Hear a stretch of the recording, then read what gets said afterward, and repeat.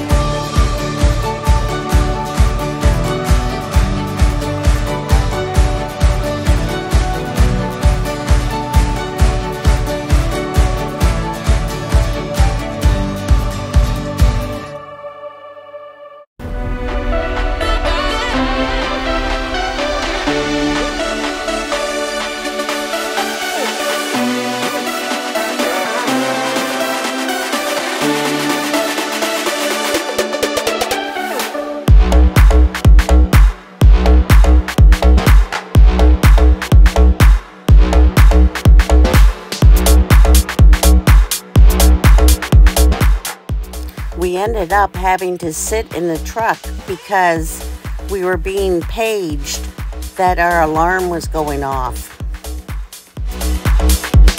The alarm was going off because the boat was rocking so much. Crazy. Push it.